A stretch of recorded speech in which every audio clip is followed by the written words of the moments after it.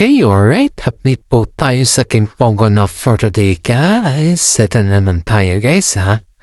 Usap-usapong sa ngayon, guys, ang paggamit ni Kim Chu sa kanyang cellphone tuwing nasa taping siya, guys. Oras na ng pahinga ay gumagamit siya ng cellphone. At saka, in fairness naman, guys, ha? Nabisto kasi ng isang niyong kaibigan si Kim Chu na sobrang busy. Sobrang busy sa kanyang pagchat habang siya ay may taping. Aba, napansin nila na yung pagiging busy ni Kim Chu sa lahat ng bagay, guys, ay nakita nila na yung profile all over him. Ang kanyang pinitext, haba-aba, mga netizen na naman dito, bumalat at isipin naman nila na proud na proud si Kimi kay Paolo Avellino dahil kahit naman nasa taping siya ay patuloy pa rin siyang nagchat at nagkukumusta kay Paolo Avellino. Kaya nga usap-usapan si Kim Chu na nahuli kang palagi na nagbi-message kay Papa P sa cellphone niya. Hindi ibig sabihin na si Papa P, guys, ay si Paolo Yolo Pascual. Hindi po yan. Si Paolo Avellino po yun, guys. Kaya sabi niya naman netizen dito, aba, ito na natin ninihintay na makarabihan dito, guys, na pinaparamdam talaga ni Kim Chu na kahit gaano siya kabisi o kahit anuman yung mga oras na kanyang gustong magpahinga ay may oras pa rin siya kay Paolo Avellino. In fairness naman kay Kim Chu, guys, is pagdating naman kay Paolo Avellino, ikita mo naman sa kanya yung effort niya. And at the same time naman, guys, alam naman din natin na si Paolo ay busy rin sa kanya endorsement dahil siyempre tapos na yung kanilang vacation. Busy naman si Paolo sa kanya endorsement, guys. Kitang-kita mo naman yung pag-reply ni Paolo kay Kim Chu dito, guys, na halos alam na ng lahat na ang dire-replyan naman ni Paolo Avellino, guys, is si Kimi. And in fairness, guys, si Kim Chu po ay ginamit niya yung binili ni Paolo Avellino sa kanya na scarf na kung saan po ay couple scarf yung kanyang ginamit. Haba, maraming mga netizen na naman na naiinggit dito kasi kita mo naman yung scarf ni Kimi, couple kung ni Paolo Avellino. Sabi nga ng karamihan replies na pinili daw ni Paolo Avellino yung scarf na yun kasi alam mo yung meaning ng color of the year sa kanila, guys, is mas mahalaga kasi pag may meaning ng color of the year, guys. Yung color of the year, guys, is kulay green. So kulay green din yung pinili ni Paolo kay Kimi. In fairness naman na bagay na bagay ito kay Kimi. Kaya kadalasan na sinasabi ng mga netizen dito, guys, na maraming nabibigay kay Kimi na regalo pero mas special pa rin si Paolo Avellino sa kanya. Kaya nga sabi ng karamihan nito, guys, na dilim na lumip sila kay Paolo dahil kahit paano ay nagkaroon ng magandang buhay or napapasaya nila si Kimi, guys. Pero sa kabila ng lahat na mangyayari kay Kimi, guys, ay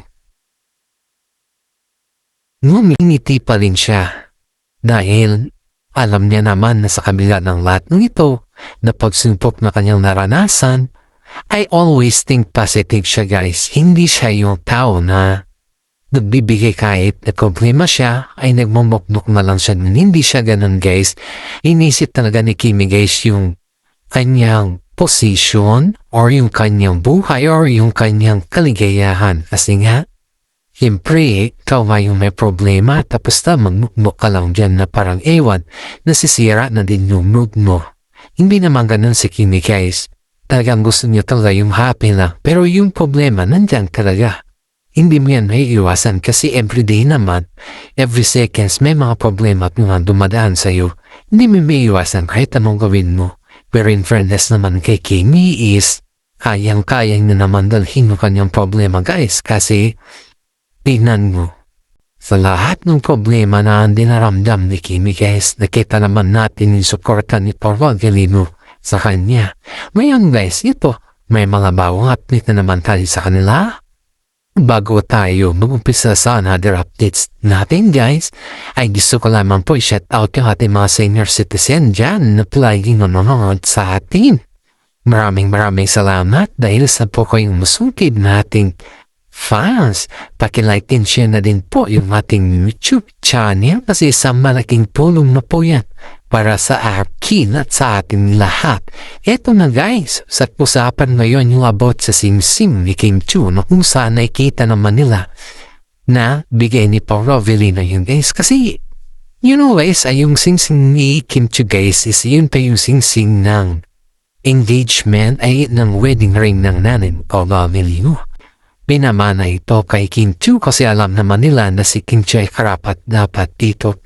May na-commit niya guys tungkol dito na bakit binigay kay Kim Chiu yung wedding ring ng father at mother ni Paolo Avellino. May mga anak naman sila ng iba. Ang sagot naman dito guys, ang sagot naman ng mga ibang netizen din dito kasi mga netizen po ang nagtatanong kung bakit kay Kim Chiu binigay, hindi dun sa mga ibang anak. Ang sagot naman din ng mga netizen dito guys is Kim Chiu deserve. Sabi nila, deserve that ring. Kasi nga, nakita naman nila kasi kay Kim Chiu na very comfortable, acceptable at higit sa lahat may respeto at mahal na si Paolo. Kaya nga nakita naman ng mga ibang netizen yung reply mo isa at reneplyan din guys na wala na tayong magawa, binigay mismo ng nanay Paolo yan kasi alam niya na alam niya kung sino ang karapat natin sa Sing-Sing na yan guys. Marami naman netizen ang nagsasabi na napakaswerte ni Kim Chiu dahil binigay sa kanya yung isang engagement ring na galing mismo sa ancient ni Paolo Avellino dahil bihira lang po yan nagbibigay ng mga ganyan na tao guys. Lalong-lalo na kung galing yan sa mga ninuno pa nila. Kaya nga, sabi nito ay dapat talagaan ni Kim Chiu yung Sing-Sing pangalagaan, bigyan ng respeto at bigyan ng kuhulugan dahil iyan Sing-Sing yan ay bigay mismo ng nanay ni Paolo Avellino. Aba, alain mo guys yung Sing-Sing na yun, malaking sentimental value niya. Yung Sing-Sing na din yun is nanggaling din mismo dun sa biyenan ng nanay ni Paolo Avellino. Sipin mapawesari yung ang dami ng ganap na Sing-Sing na yun, hindi lamang basta-basta na Sing-Sing yun. Kaya nga, sabi nga dito ay napakaswerte ni Kim Chiu. Kasi sa lahat ng mga nakikilala nila o sa lahat ng mga naging kapatid ni Paolo Avellino na may asawa na ay hindi man lang binigay sa kanilang Sing-Sing kundi kay Kim Chiu lang guys. Kaya feeling nila dito guys paboritisan yung nanay ni Paolo Avellino. Kaya nga sabi ng mga netizen dito guys na napakaswerte naman ni Kim Chiu. Pero in fairness naman guys eto na naman tayo sa bagong actress na kung sana ay nainggit sa Sing-Sing ni Paolo Avellino guys. Isipin ba ta, yung sobrang inggit ka na may binigay yung biyenan ni Kim Chiu sa kanya na Sing-Sing lalo't Sing-Sing yan. Itong actress na to guys, naiinggit na naman kasi bakit daw sa dami daw ng naging kapatid ni Paolo Avellino na nagkaroon ng asawa, ay hindi mo lang daw napaisip ng mami ni Paolo Avellino na ibigay yung Sing-Sing. Haba, pati ba naman yun? Question niya. Sabi nga na din karamihan guys na may critic post daw itong si Ike na to dahil yung critic post daw niya guys is patungkol ito guys kung saan na yung about sa Sing-Sing na may malaki kasing demo ng Sing-Sing guys. Kita niyo naman, maganda yung Sing-Sing, may quality talaga. At yung value talaga ng Sing-Sing yun guys ay hindi mo talaga may pagkaila. Kasi maganda yung Sing-Sing as in. At itong actress na to ay hindi niya alam kung anong inggit yung meron sa kanya about nun sa Sing-Sing Ex daw kasi ikaw ni Paolo. Ito yung issue dito guys na sinasabi niya na there's something special sa kanila ni Paulo noon bago pa pumasok si Kim Chiu. Pero naman si Paulo guys ay hindi naman niya sinasabi na may special sa kanila ng girl na to. Sabi nga din ng karamihan na parang minudukpo man naman ang babae or ng actress nito yung kanyang sinasabi kasi nga hindi naman umamin si Paulo Avelino. Sabi nga din ng actress na ito na kilala daw niya si Paulo Avelino pagdating sa relasyon na tahimik at ayaw niya na may nakakalam. Kaya ganun daw yung position ni Paulo kay Kim Chiu hanggang ngayon na hindi pa umamin sa lahat. Dahil alam niya naman na ganun daw yung ugali ni Paulo ever since.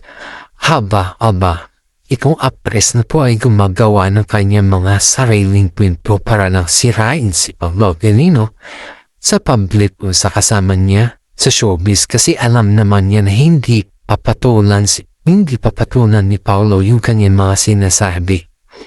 In fairness naman kay Paulo guys, wala ka naman masabi sa kanya dahil alam naman ni Paulo kung ano talaga yung kahulugan na sinasabi ng actress Nate. At hindi lamang yan guys nire-respeto rin ni Paulo Avelino yung sinasabi ng actress Nate dahil alam niya naman na hindi totoo yung sinasabi dito. At saka si Kim Chiu naman guys ay wala pa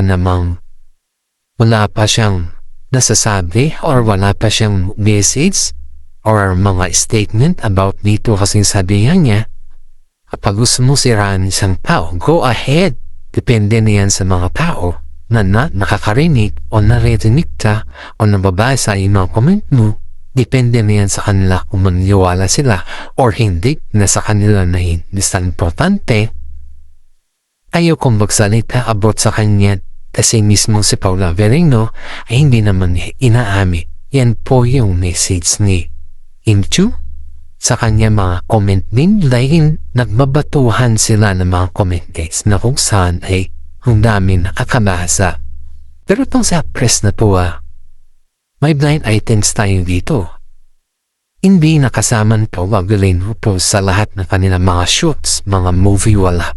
Hindi rin na ito nakasama sa hindi rin na ito nakasama sa mga endorsement. Wala din guys. Hindi lahat ng mga endorsement hindi kasama ni Paulo Avelino ito. At tigit sa lahat na hindi din kilala ni Paulo Avelino ito. Nakausap lang niya daw ito sa backstage nung humiram siya ng basta may hiniram si Paulo Avelino guys kaya yun lang doon lang silang usap. Pero sabihin ng actress na po na nakausap niya si Paulo dahil sa ganito o ganyan is wala daw guys. Walang ganun na nangyayari. Sa backstage lang at one time lang niya nakausap and then the rest of the day hindi na. Yan yung mga salita ni Paulo Avelino guys na nagpaantinag sa mga netizen dahil tinaraw naman niya yung kanya mga sinasabi. Dahil alam naman din natin na sa lahat ng bagay ay nagsasabi si Paulo Avelino na isipin mo to guys, yung sisiraan ka na hindi mo alam kung saan mong patutunguhan mong inagawa mo ganyan. Siyempre may mga tao din nasasaktan. May mga tao din na pilit diintindi pero sa kabila ng lahat, sinisiraan ng tao dahil nasa sariling interes. Sana nga naman sa actress na to, o naman yung talalain yung issue kasi gumagawa naman ito ng bagong issue para kay Paulo Avelino at saka kay Kim Chiu. Maraming mga netizen po ang nasasayangan sa actress nito. Ang sabi pa nga ng karamihan, baka gusto daw ng sumikat pero ibang way naman gusto niyong pagsikat. Tatamitin sila Paulo Avelino at saka si Kim Chiu sa sarili ng intensyon, hindi sa iyong bang talagang impotong intention. Walang ganun nung ginagawa guys, kundi gumagawa siya ng alam niya naman na ikakasakit na mga ibang fans, kaya ng mga Kim Pao fans na royalista sa Kim Chiu. Siyempre kapag ikaw ay fans at saka sa mismo Paulo Avelino na nagsalita, mapapaisip ka talaga kung totoo yung sinasabi ng actress na ito. In fairness naman kay Paulo guys, kapag totoo naman yung sinasabi ng fans ng actress na to, umaamin naman si Paulo, walang kandahirap na talagang umaamin siya kung ano yung meron talaga. Kung totoo man or hindi. Pero in fairness, Wala pang salita si Paolo Avellino pagdating dito sa issues na to. At maraming salamat po sa ating lahat at pag-like and share po ang ating YouTube channel. Ito guys always think positive kasi lahat naman tayo ay always positive is the best way for us to move forward. God bless po sa ating lahat.